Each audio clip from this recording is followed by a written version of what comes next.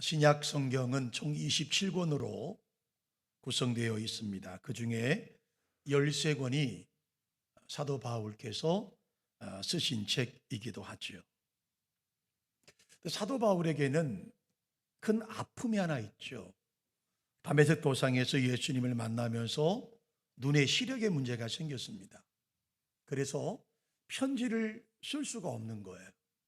13권의 신약 성경에 사도 바울의 서신이 기록되어 있지만 사실 대부분의 서신은 다 대필을 이용했습니다. 대필이라고 하는 말이 좀 어폐가 있을 수 있겠습니다만 사도 바울이 구술을 하고 이야기를 하고 그 옆에서 바울 사도의 글을 대신 적은 사람들이 있었더라고 하는 것이죠. 그리고 바울 사도는 그 대필을 한 내용을 듣고 마지막에 이것이 내가 한 이야기고 나의 서신이라고 하는 것으로 거기에 사인을 해 놓았습니다. 로마서 16장 22절의 말씀에 보면 여러분 사도 바울의 최고의 걸작품이라고 말할 수 있는 로마서도 사실은 바울 사도의 대표적인 서신입니다만은 임에도 불구하고 이 로마서는 더디오라고 하는 사람이 그를 대필해 주었습니다. 로마서 16장 22절에 이렇게 말씀하죠. 이 편지를 기록하는 나 더디오도 주 안에서 너희에게 문안하노라. 이 편지를 기록하고 있는 나 더디오도 주 안에서 너희에게 문안한다. 이 로마서를 대필한 사람이 더디오라는 사실을 알 수가 있는 것이죠. 고린도 전서와 또 고린도 후서 또 골로새서도 그렇고 데살로니가 전서와 데살로니가 후서도 마찬가지 대필이었습니다.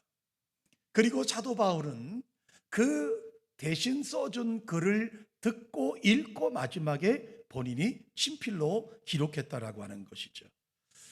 여러분 고린도전서 16장 21절에 보면 나 바울은 친필로 너희에게 문안한다 라고 하는 내용이 있어요.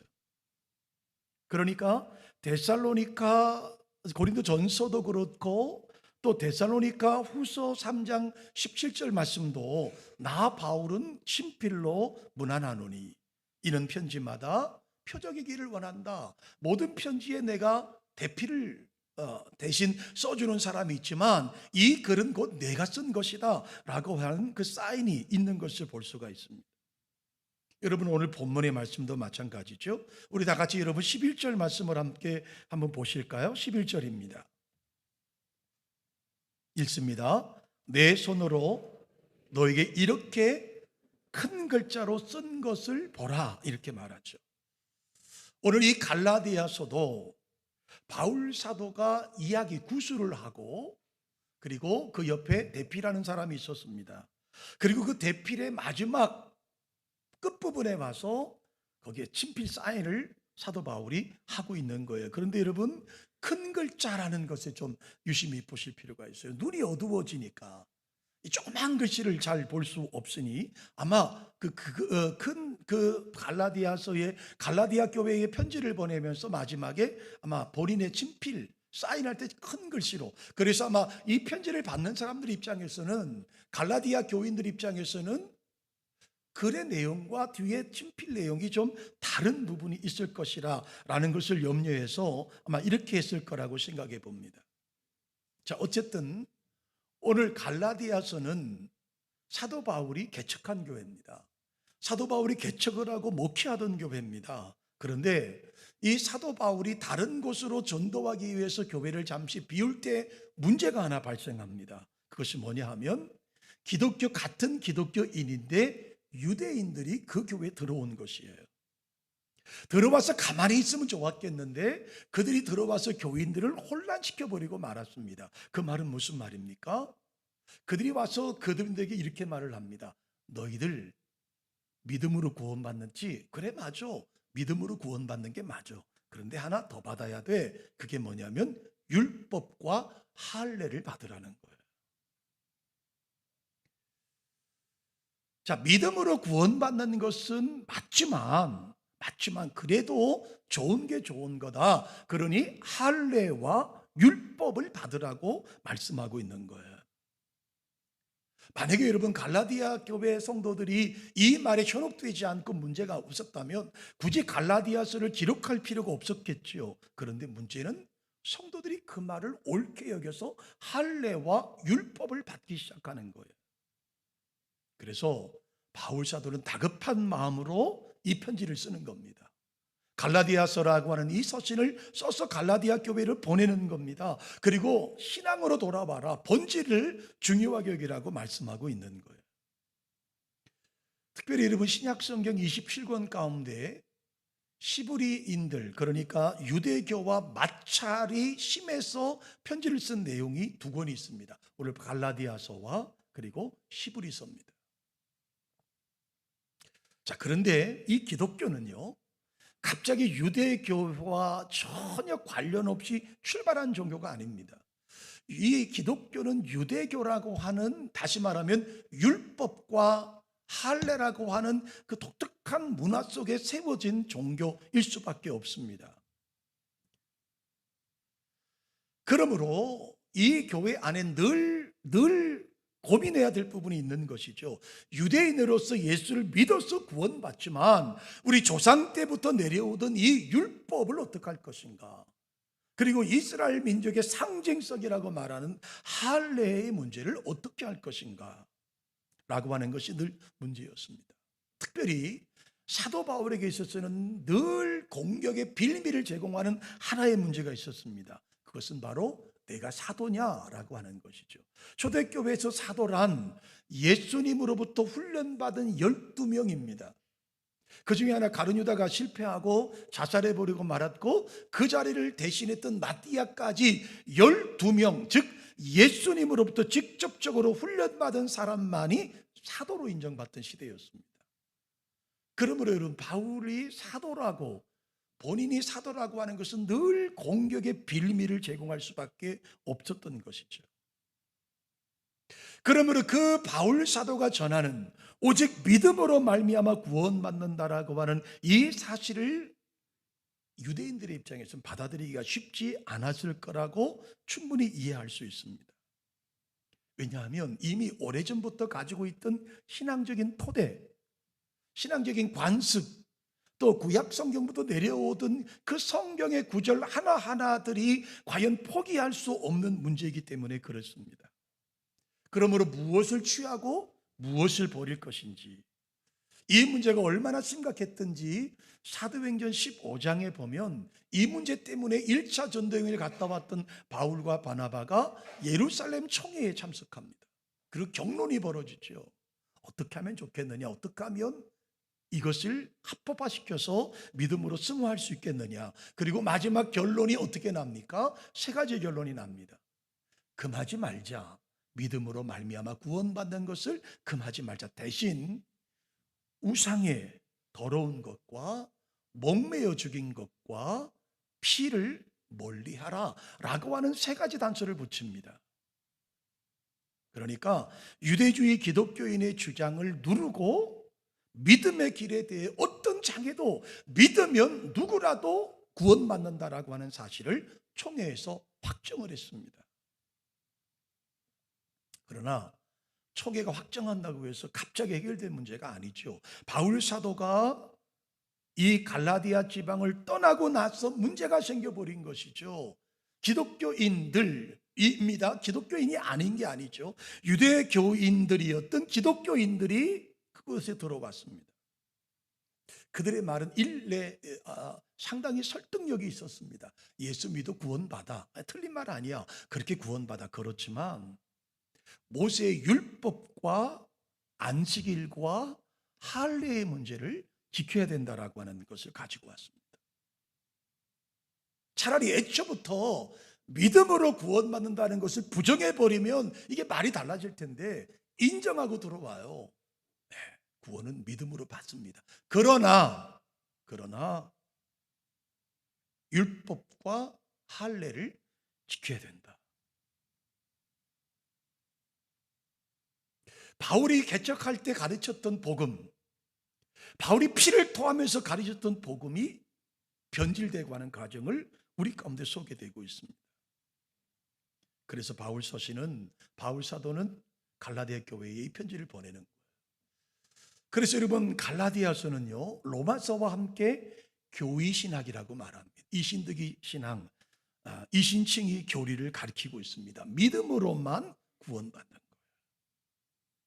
자, 우리 다 같이 갈라디아서 2장 16절에 있는 말씀을 함께 우리 읽어보실까요? 읽습니다. 사람이 의롭게 되는 것은 율법의 행위로 말미암음이 아니요 오직 예수 그리스도를 믿음으로 말미암은 줄 알므로 우리도 그리스도 예수를 믿나니 이는 우리가 율법의 행위로서가 아니고 그리스도를 믿음으로써 의롭게 함을 얻으려 함이라. 율법의 행위로는 의롭다함을 얻을 육체가 없느니라. 할렐루야. 바울 사도의 고백이에요. 율법의 행위로는 의롭다고 인정받을 사람이 없다라고 하는 사실을 지금 말씀하고 있는 거예요. 바울 사도의 핵심, 메시지의 핵심, 설교의 메시지의 핵심입니다. 예수 그리스도의 십자가, 예수 그리스도의 십자가를 지신 그 예수를 믿는 믿음이 구원을 완성하는 것이라고 말씀하고 있는 거예요. 사실 여러분, 바울 사도는 예수님으로부터 부름받은 12명의 사도에 포함이 되지 않습니다. 초대교회 최초의 중직자들을 세우는 7명의 집사님들을 세울 때도 거기 포함되지 않습니다.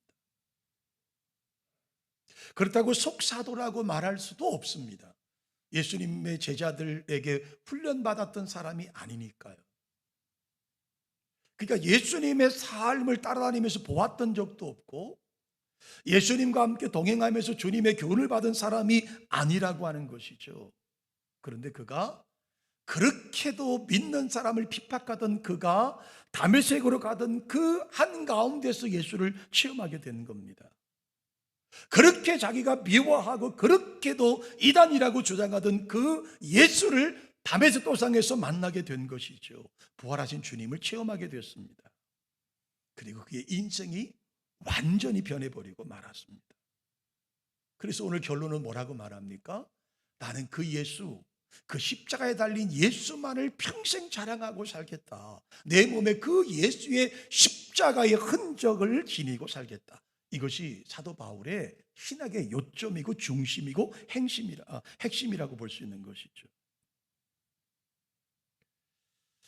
여러분, 12절로 13절의 말씀을 보시면 바울 사도는 갈라디아 교인들에게 말씀하고 있습니다. 무릇 육체의 모양을 내려하는 자들이, 그러니까 육체 할례를 행하면서 몸에 표식을 남기는 자들이 너에게 할례 받게 함은 그들에게 그리스도의 십자가로 말미암아 박해를 면하게 하려 함이라. 뿐만 아니라 할례를 받은 그들이라도 스스로 율법은 지키지 아니하고 너에게 할례를 받게 하려고 하는 것은 목적이 뭐냐면 그들이 너희로 육체로 자랑하게 하려고 하는 것이다. 그 얘기를 지금 하고 있는 거예요. 이 말을 좀 쉽게 말하면 이겁니다. 구원은 믿음으로 완성되는데 너희가 할례를 받음으로 그 믿음의 구원이 육체로 변질될 수 있다라고 하는 사실입니다. 그들이 이렇게, 오늘날 우리도 말하면 이렇게 말하는 겁니다. 너희가 시골에 살아서 정강구석에 살아서 이 서울의 흐름을 모르는가 본데 대도시 큰 교회는 그렇게 안 해. 니네가 촌교회고 시골교회고 구석진 교회니까 이해를 못하는 것 같은데 우리 대형교회는 그렇게 안 해. 너희 교회가 주장하는 그 복음으로 예수를 믿음으로 구원받는 거 우리 교회도 그렇게 해. 대형교회도. 그런데 우리는 또 하나 더 한다. 그게 뭐예요? 우리는 할례를 받아. 우리는 할례를 받아.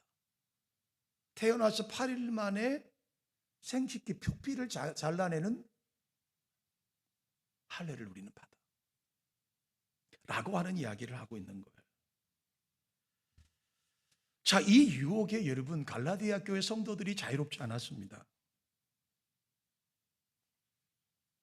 뿐만 아니라 여기 오늘 사도 바울이 이렇게 말씀하죠. 너희가 핍박을 면하려고 한다라고 하는 말씀도 의미가 있습니다. 당시 로마라고 하는 나라가 많은 피지배 국가를 점령해서 식민지로 삼았습니다. 근데 로마인들 탁월한 정치력이 하나 있습니다. 자기들의 종교와 자기들의 문화를 강요하지 않았습니다. 다시 말하면 그들의 종교성과 문화를 인정해주는 정책을 폈습니다.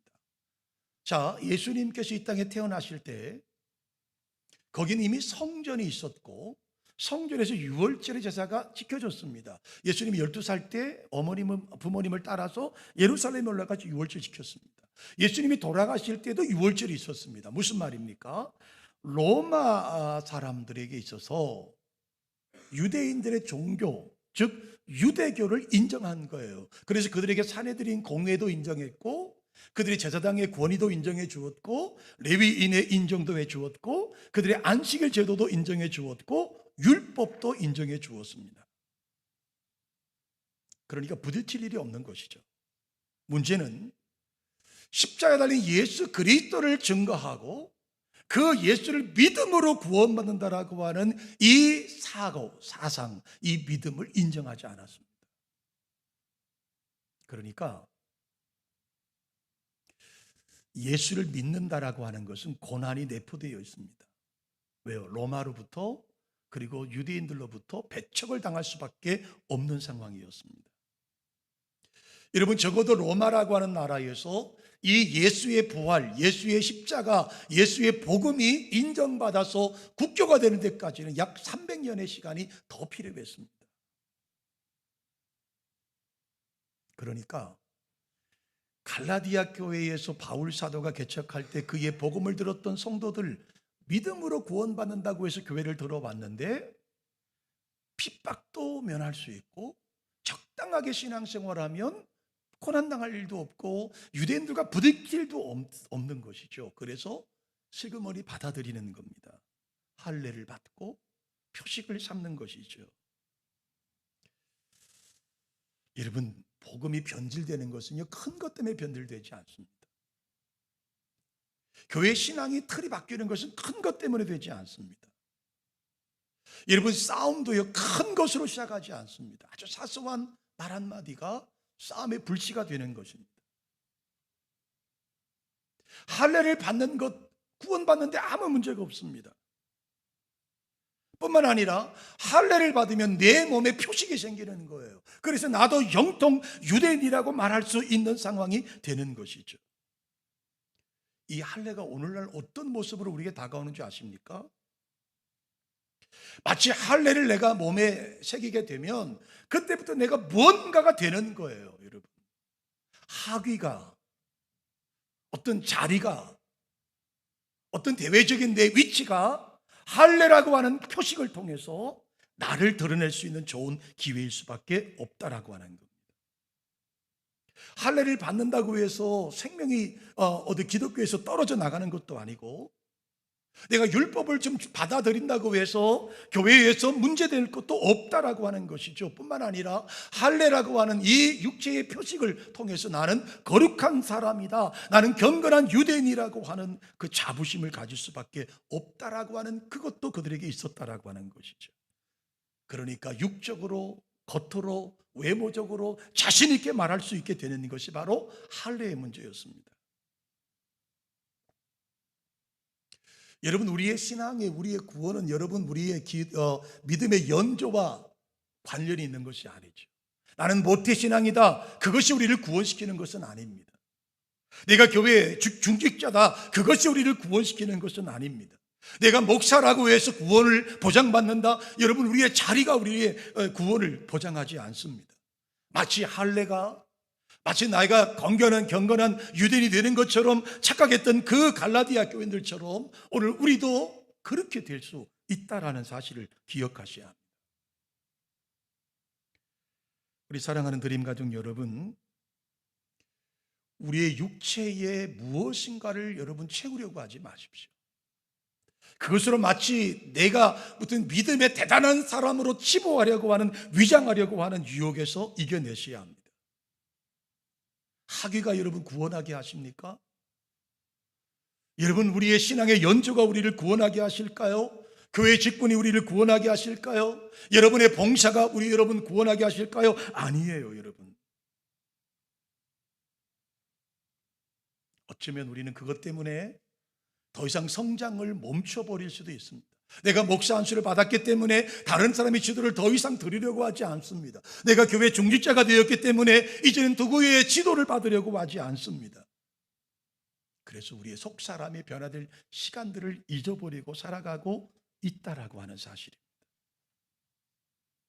그러므로 저는 여러분에게 당당하게 말씀드립니다. 여러분, 육신이 좀 편해지려고 타협하지 마십시오. 좋은 게 좋은 거라고 여러분 믿음을 양보하시면 안 됩니다. 여러분, 혼합 종교의 마침은 파멸일 수밖에 없습니다. 저희는 일부 예배를 끝나면 우리 당회원들이 제 사무실에 모여서 간단한 기도회를 합니다. 오늘도 어김없이 일부 예배가 끝나고 우리 당회원들이 제 방에 모였습니다. 그리고 기도회를 하고 찬양 나누면서 이런저런 얘기를 하면서 이런 얘기를 했습니다. 참 어려운 세상입니다. 미국이라는 나라가 그렇고 영국이라는 나라가 그렇고 아주 오늘 우리 장로님들이 세계적인 이야기를 나눴습니다. 근데 미국이 착각하는 게 하나 있습니다. 자기들은 아직도 전 세계를 좌지우지할 수 있다라고 하는 힘이 있다고 착각합니다. 그러나 저희들 종교의 관점으로, 우리의 신앙의 관점으로 보면 이미 미국이 무너져 버리고 말았습니다. 그들은 예수님의 이름으로 기도하는 것을 금지하고 있습니다. 여러분, 지난 영상 보셨잖아요. 미국은 기독교 국가로부터 출발했습니다. 정기도교의 신앙으로 출발한 나라가 미국입니다. 전 세계 가장 으뜸 가는 나라가 됐습니다. 대통령이 당선되면 성경책 위에 손을 얹고 축복기도를 받습니다. 목사님들을 모시고 하원 국회의원들 모임의 개원 예배 때도 목사님들이 와서 기도합니다. 상원들이 모여서 개원할 때도 목사님들이 와서 기도합니다. 그런데 여러분, 이미 예수 그리스도의 이름으로 기도합니다가 사라져버렸습니다. 여러분 보셨죠, 영상? 모든 신의 이름으로, 감리교회 총회장이라는 분은 오셔서 라마의 신의 이름으로, 알라의 신의 이름으로, 예수님의 이름으로 기도한다고 법원 개원 예배에 와서, 개원식에 와서 그렇게 했습니다. 우리 총신대학교 교수님이셨던 유흥열 교수가 미국에서 목회를 하는데 그분이 초대를 받았습니다. 초대받기 전에 공문이 왔다 그러죠. 절대로 예수님의 이름으로 기도합니다, 아멘을 두시면 안 됩니다. 근데 한국 사람 특징이 있잖아요. 하지 말한다고 해서 안 하는 민족이 아니잖아요. 우리는 오르면 하지 않습니까? 그래서 욕을 먹을 각오로 마지막에 예수 그리스도의 이름으로 기도합니다, 아멘을 했습니다. 그 영상을 제가 여러분 오늘 좀 틀어드렸으면 좋았을 뻔했는데 모든 의원들이 다 일어났습니다. 기립박수를 쳤습니다. 결국 뭘까요? 그들 속에도 이건 아닌데 그게 있었어요. 여러분, 혼합종교는요 마침내 파멸입니다. 바울 사도가 지금 이렇게 격정적으로 갈라디아서를 쓴 이유가 무엇이겠습니까? 적당히 신앙생활하면 되지. 그래, 할례 받으면 받아. 바울 사도도 할례를 행한 적이 있습니다. 여러분, 디모데를 데리고 가서 할례를 행했습니다. 유대인들에게 혹시 책 잡힐까 봐 말입니다.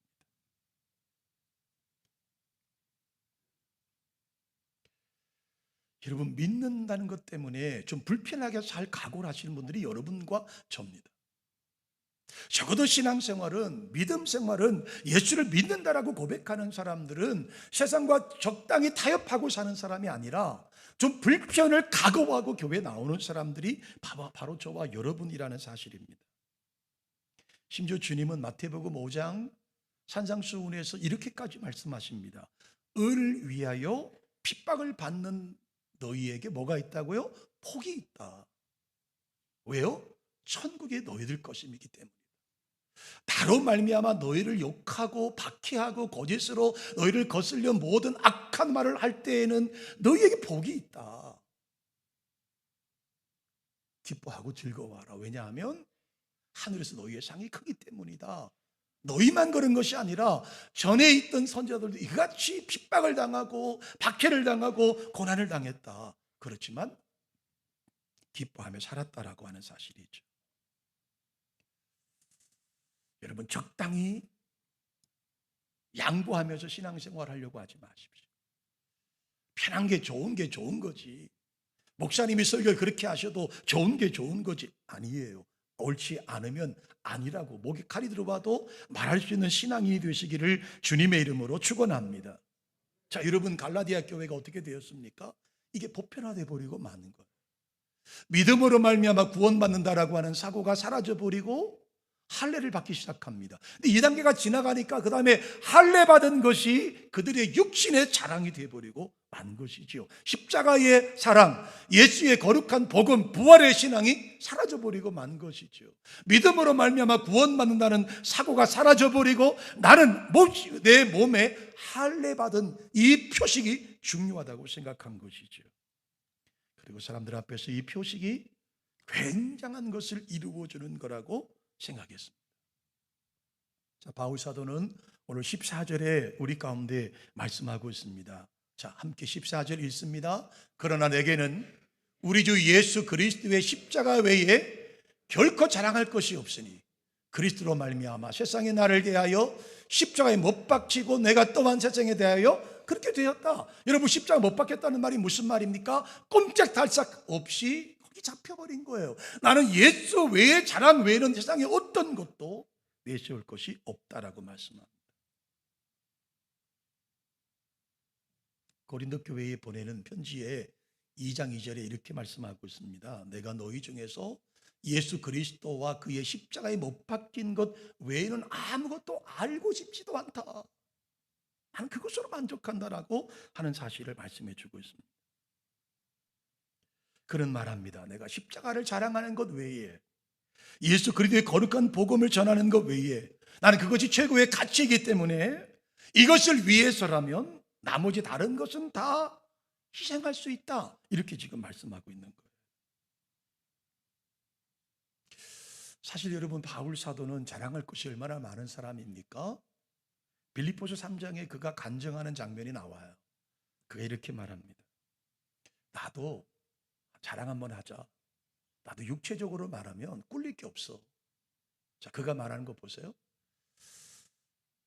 나는 8일 만에 할례 받았어. 나는 정통 시브리인 가정에 태어났다는 것이죠. 이스라엘 족속입니다. 베냐민 지파입니다. 여러분, 베냐민 지파를 왜 이렇게 말하는 줄 아십니까? 자, 이스라엘 역사를 보면 남과 북이 갈라지는 아픔이 있죠. 솔로몬의 아들인 르호보암 왕 때 나라가 갈라집니다. 우리나라처럼 남한과 북한으로 갈라져요. 12개 지파 가운데 북한으로 가는 지파가 10개 지파입니다. 남쪽의 남문 지파는 유다 지파를 중심으로 딱 한 개 지파밖에 없습니다. 그 지파가 베냐민 지파입니다. 그러니까 베냐민 지파라는 말은 아주 뼈대 있는 가문이에요. 적어도 북쪽에 10개 지파가 나라를 만들어서 여로보암을 중심으로 왕을 세울 때 따라가지 않은 지파가 바로 베냐민 지파입니다. 바울 사도가 말하는 거예요. 나는 베냐민 지파 사람이다. 히브리인 중에 히브리인이다. 그리고 율법으로는 당시에 최고로 인정받던 바리새인이라고 말합니다. 또 열심으로 말하면 내가 교회를 박해하고 핍박하는 일에 있어서는 나는 의로 치면 나는 흠이 없는 사람이었어. 그렇게 살았던 사람이에요. 그런데 예수를 믿고 보니, 내가 그렇게도 미워하던 예수를 만나고 믿고 보니 이 자랑이 아무것도 아니더라는 겁니다. 그래서 뭐라고 말합니까? 빌립보서 3장 7절에 이렇게 말합니다. 내가 유익하던 것들을 다 버렸어. 뭐 어떻게 버려요? 배설물로 여겼다. 완전 화장실에 가서 그냥 타족을 비워낸 것 같이 뒤돌아보지 않을 수 있더라는 겁니다.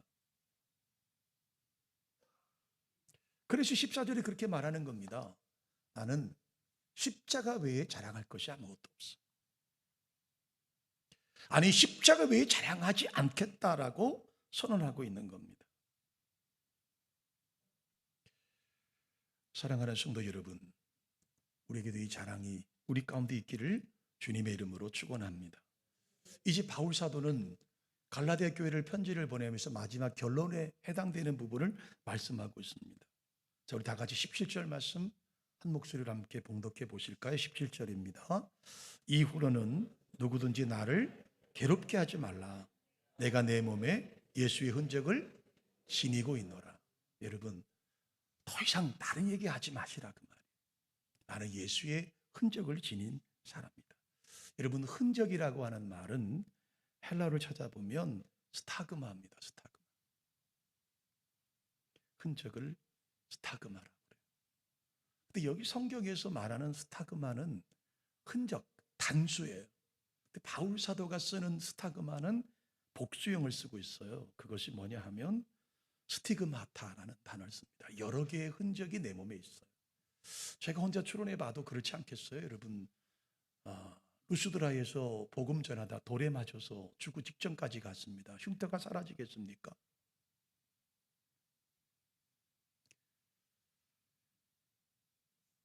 고린도 후서 11장에 보면 그가 당했던 고난을 우리 가운데 소개하는 글이 있어요.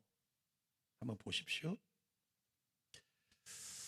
자, 그들이 그리스도 일꾼이 나 정신없는 말을 하고 나도 그렇다. 내가 수고를 넘치도록 했는데, 자, 이제 보여줍니다. 수도 없이 매를 맞았습니다. 복음 전하는 것 때문에. 유대인들에게 40에 하나 감한 매를 5번 맞습니다. 제가 지난번 설명드렸죠. 왜 하나를 감합니까? 잘못 헤아려서 한두 대를 더 때려버리면 그 사람이 죽기 때문입니다. 40대를 맞으면 죽는다고 생각했거든요. 그리고 계산을 잘못해서 한 대를 더 때리면 때린 사람이 벌을 받아야 되기 때문에 통념적으로 때리는 사람이 하나를 빼버립니다. 그래서 39대에 수도를 해버려요. 몇 번을 맞았다고요? 5번을 맞아요. 태장으로 3번 맞습니다. 루스드라에서 돌에 맞습니다. 3번 배를 타고 가다 파손당합니다. 일주일 동안을 죽을 고비를 넘깁니다. 여행하면서 강의 위험도 만나고 강도의 위험도 만나고 동족의 위험도 만나고 이방인의 위험도 만나고 광야의 위험도 만나고 바다의 위험도 만나고 거짓 형제들의 그 모함되는 것도 당해보고 별의별 일을 다 당해본 거예요. 다시 말하면 바울 사도는 머리부터 발끝까지 모든 흔적이 다 있다는 거예요. 그 스타그마타를 쓰는 겁니다. 근데 바울 사도는 지금 이렇게 말합니다. 나는 예수의 흔적이 있다. 여러분, 결코 사도 바울은 그 흔적을 자랑하려고 하는 것이 아니에요. 내가 이렇게까지 몸의 흔적이 너희가 나한테 어떻게 그게 아니에요. 그걸 말씀하고 있는 게 아니에요. 바울 사도는 아마도 자신의 난 상처를 바라보면서 이렇게 생각했을 거예요. 그래, 나는 주님의 종이야.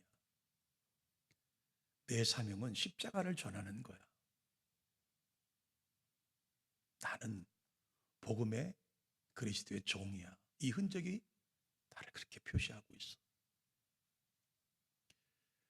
나는 과거에 다녔던 내가 가말리엘 문화생이고 힐렐 학파에 소속되어 있고 내가 최고의 학문을 배운 거, 내가 바리새인인 거, 내가 로마 시민권을 가지고 있는 거 다 필요 없어.